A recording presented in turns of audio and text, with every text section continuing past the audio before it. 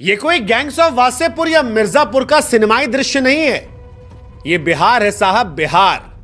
वो बिहार जहां असल जिंदगी में अपराध की ऐसी खौफनाक सीरीज चल रही है कि बड़े बड़े ओटीटी प्लेटफॉर्म वाले भी इन दिनों बिहार को देखकर शर्म से शर्मसार हो जाए। पटना के पारस अस्पताल में जो कुछ हुआ वो किसी क्राइम थ्रिलर से कम नहीं था। वो स्थान जहां पर मरीजों की जान बचाए जाने की कसम खाई जाती है, वहां पर 5 बदमाश फिल्मी स्टाइल में बिना डरे, ना मुंह छिपाया, ना बंदूक छिपाई, ना आते वक्त कोई रोका, ना जाते वक्त कोई रोका, सीधे अस्पताल के कमरा नंबर 209 में घुसते हैं और 25 सेकंड में गोलियों की तड़तड़ाहट से अस्पताल को हिलाकर रख देते हैं। ऐसी तस्वीरें फिल्मों में दिखाई पड़ती हैं, लेकिन यह बिहार की वो हकीकत है जो चीख चीख कर कह रही है कि साहब, बिहार में इन दिनों कत्ल वत्ल कोई बहुत बड़ी बात नहीं है। और सच कह रहे हैं हम, ये कोई हवाबाजी नहीं है। बिहार में बीते 15 दिनों में 50 से अधिक कत्ल हुए हैं, यानी एक दिन में 3 आदमी बिहार में लुढ़क जाता है। इस मॉनसून में बिहार में पानी कम, खून ज्यादा बह रहा है। और माथा पकड़ने वाली बात यह है कि प्रशासन कह रहा है कि भैया मजदूर आदमी जो है वो खाली है, किसान खाली है, खलिहर हो गया बरसात के महीने में, तो जाके कत्ल कर देता है। पल भर को लगा कि क्या माथा पकड़ ले अपना। बिहार के लोग ये पूछे कि साहब, तो ये जो बरसात का महीना है, जून जुलाई अगस्त, इसमें बिहार छोड़ के चले जाए? क्योंकि 15 दिन में 50 घटनाएं आंकड़े नहीं हैं। चीखते बिलखते घर हैं, उजड़ते सपने हैं। एक ऐसा सिस्टम है जो या तो सो चुका है या बिक चुका है। और इसीलिए आज हम कह रहे हैं कि बिहार अब राज्य नहीं है, बिहार एक शूटिंग रेंज बन गया है, जहां कानून की जगह बंदूक बोलती है और इंसान की जान की कीमत सिर्फ एक गोली जितनी रह गई है, सिर्फ एक गोली जितनी। पटना बिहार की राजधानी है। वो बिहार जो कभी सत्ता और प्रशासन का गढ़ था, आज अपराधियों के हवाले हो चुका है। पारस अस्पताल के आईसीयू में गोलीबारी इसका जीता जागता और डरावना उदाहरण है। 5 शूटर फिल्मी स्टाइल में पहुंचते हैं, दिन दहाड़े घुसते हैं। चंदन मिश्रा नाम का एक अपराधी होता है, उसे मौत के घाट उतारकर निकल जाते हैं। सीसीटीवी में यह घटना कैद होती है। दुखद यह था कि ना आते वक्त कोई रोका, न जाते वक्त रोका। चंदन मिश्रा खुद एक अपराधी था, पैरोल के बहाने बाहर आया था और उसकी हत्या हो गई। यह भी साधु आदमी नहीं था, ठीक बात है, 10 आदमी का यह भी हत्या किया था। लेकिन सवाल यह है कि क्या बिहार में अपराधी इतना बेलगाम है कि कभी जेल के अंदर मरवा देता है, कभी जेल से निकलते मरवा देता है, कोई पैरोल पर आए उसको मरवा देता है, और पुलिस इतनी बेबस है? क्या पुलिस का काम खाली वीआईपी ड्यूटी है? क्या बिहार में आम आदमी की जिंदगी कोई कीमत नहीं बची? पटना के एसएसपी कार्तिकेय शर्मा कहते हैं कि चंदन जो था वो दुर्दांत अपराधी था, गैंगवार में मारा गया।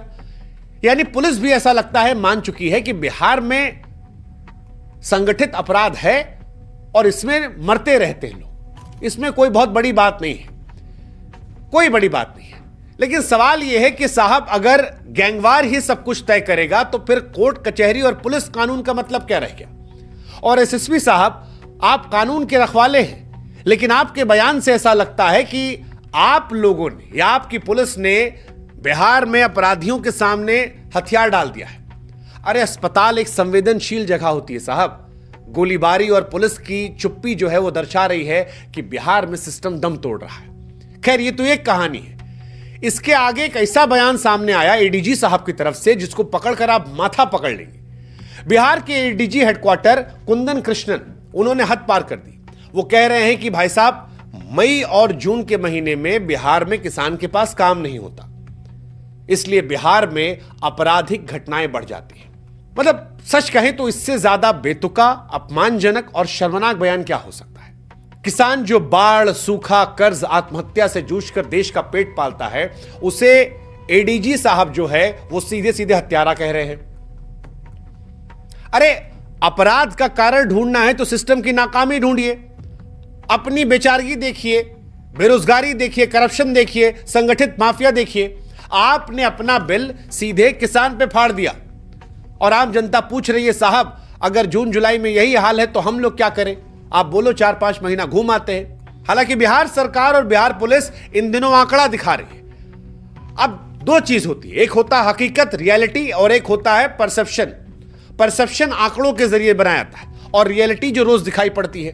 बिहार पुलिस कह रही है कि एनसीआरबी के आंकड़े कहते हैं कि बिहार में इस साल घटनाएं कम हो रही है, बिहार इस साल बेहतर स्थिति में है। लेकिन जो दिखाई पड़ रहा है वो ये कहता है कि इन आंकड़ों से सच्चाई बहुत दूर है। वो जो था ना अदम गोंडवी साहब का कि तुम्हारी फाइलों में गांव का मौसम गुलाबी है, मगर ये धावे झूठे और ये वादा किताबी है। एनसीआरबी के आंकड़ों के जरिए कहा गया घटनाएं कम हुई हैं, लेकिन हकीकत यह है कि जनवरी से लेकर जून के महीने में बिहार में 1376 हत्याएं इस साल 2025 में हुई हैं, जो औसतन प्रति महीना 229 हत्याएं हैं। बीते 17 दिनों में 50 से अधिक हत्याएं हैं और ये आंकड़े इस महीने तक पहुंच रहे हैं, यानी हर दिन बिहार में 3 आदमी कम से कम मर जा रहा है। लेकिन पुलिस कह रही है कि पिछले साल के मुकाबले स्थिति बेहतर हुई है साहब। यही हाथ जोड़ने का मन किया हमारा। हमको लगा चलिए कुछ आंकड़ा वो रखें, आंकड़ा हम भी दिखा देते हैं। 3 जुलाई को मधेपुरा के मुरलीगंज में सब्जी विक्रेता दिनेश दास और उनकी पत्नी भलिया देवी की जमीनी विवाद में हत्या हो गई। 4 जुलाई को पटना में कारोबारी गोपाल खेमका को मार दिया गया। इसके अलावा 6 जुलाई को दानापुर में स्कूल संचालक अजीत कुमार को मारा गया। पूर्णिया में एक ही परिवार के 5 लोगों को मार दिया गया। नालंदा में 2 लोगों को मारा गया। बेतिया में हृदय मिश्रा को मार दिया गया। मुजफ्फरपुर में मुमताज अहमद को मार दिया गया। अररिया में अबू हुरेरा को मार दिया गया। सीवान में 3 लोग, समस्तीपुर में सुरेश महतो और बेगूसराय में सुनील कुमार की हत्या कर दी गई। 7 जुलाई को मधुबनी में किसान बद्री यादव और वैशाली में सुरेंद्र झा की गोली मारकर हत्या हुई। 8 जुलाई को भागलपुर में मोहम्मद सद्दाम, नवगछिया में साजन कुमार और नवादा में एक हत्या हुई। 10 जुलाई को पटना में बालू कारोबारी रमाकांत यादव की हत्या हुई। जहानाबाद में शिवनंदन की हत्या हुई और समस्तीपुर में बुजुर्ग महिला की हत्या हुई। 11 जुलाई को पटना में विक्रम झा की हत्या हुई। मुजफ्फरपुर में एक व्यापारी की हत्या हुई और वेटनरी कॉलेज में एक छात्र की हत्या हुई। फिर 12 जुलाई को गया में 14 साल की बेटी और नालंदा में एक महिला की हत्या हुई। 13 जुलाई को पटना में वकील जितेंद्र महतो, सीतामढ़ी में एक व्यापारी और छपरा में शिक्षक की हत्या हुई। 14 जुलाई में बेगूसराय और खगड़िया में हत्या हुई। 15 जुलाई को नवादा में 16 साल की सैना की हत्या हुई। अब ये हत्याएं लगातार हो रही हैं और अगर इन हत्याओं को देखकर आपके मन में ये लग रहा है कि साहब केवल गरीब आदमी मरे होंगे या अपराधी मरे होंगे, तो आप बता दें गलत है, क्योंकि बिहार में रईस भी मरे हैं।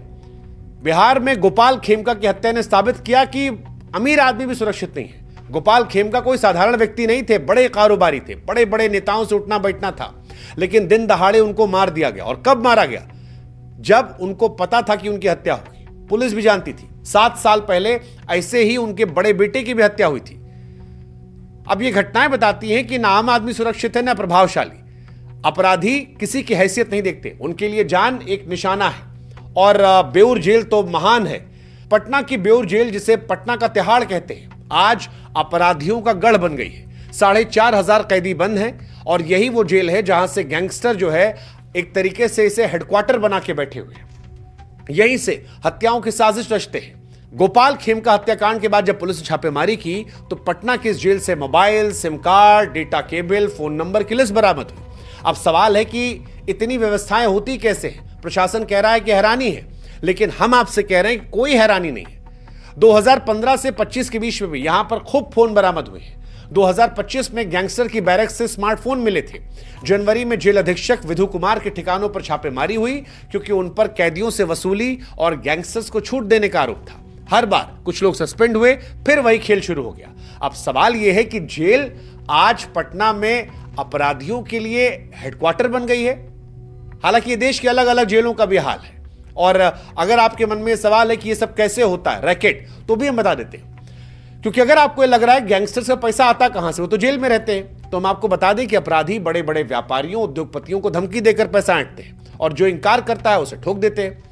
जेल प्रशासन की मिली भगत होती है और इसी के चलते अपराधियों कुछ नहीं होता। आपने भी देखा होगा ये जो घटना आई अस्पताल वाली, यहां पर अपराधी डरे नहीं थे, वो अपना चेहरा दिखा कर जा रहे थे, मानो जैसे कोई खलनायक पिक्चर का संजय दत्त हो कि उनको जाना है, चेहरा दिखाना है, खौफ पैदा करना है। इसके जरिए उनका प्रचार प्रसार होता है और पुलिस प्रशासन इनको शह देती है। शह देने का असर है कि वो जेल के अंदर भी सुरक्षित होते हैं, जेल के बाहर भी। और कई बार जब जेल के बाहर असुरक्षित होते हैं तो वो जानबूझ के जेल के अंदर जाते हैं ताकि सुरक्षा अंदर मिल जाए। जेल में गैंग्स का निर्माण सोची समझी रणनीति के तहत है। जब कोई नया कैदी आता है, डरता है, तो गैंगस्टर प्रभाव में लेते हैं, कांस्टेबल को पैसा देते हैं, उससे काम करवाते हैं और फिर उसे लगता है कि यही बड़ा आदमी है। फिर यहीं से गैंगस्टर नेता बन जाते हैं और उन नेता को हमारा वोट देते हैं। कई सारे ऐसे हैं जो जेल से निकलकर विधायक, सांसद, मंत्री बने हैं। पिछले लोकसभा चुनाव में हमारे देश के 46% सांसद दागी थे, 31 पर हत्या, बलात्कार, किडनैपिंग जैसे मामले थे। अब सवाल बड़ा स्पष्ट है कि जब नेताजी खुद जेल से आ रहे हैं तो जेल की स्थिति में सुधार कैसे होगी। खैर, कुल मिलाकर हम ये कह सकते हैं कि अब की सावन, अब की मानसून में बिहार अपराध की चपेट में है। अस्पताल में जबरदस्त गोलियां चल रही हैं, जेल अपराध का अड्डा बनी है और पुलिस बेबस नजर आ रही है। एनसीआरबी के आंकड़ों के जरिए भले ही अपराध की कमी का दावा किया जाए, लेकिन हकीकत यही है कि बिहार में हर दिन खून बह रहा है। सिस्टम नाकाम है, भ्रष्टाचार चरम पर है और सियासी चुप्पी ने बिहार को एक ऐसी शूटिंग रेंज में तब्दील कर दिया है जहां इंसान की जान की कीमत एक गोली से ज्यादा नहीं। अगर अस्पताल में किसी इंसान को गोली लग रही है तो इंसाफ की उम्मीद कहां हो। और अगर पुलिस खुदे हार मान ले और कह दे कि बरसात के महीने में तो घटना होती रहती है, तो सवाल है कि जनता जाए तो जाए कहां। माथा पकड़ ले या सवाल पूछ ले। हमने पूछा, आप भी पूछ लो।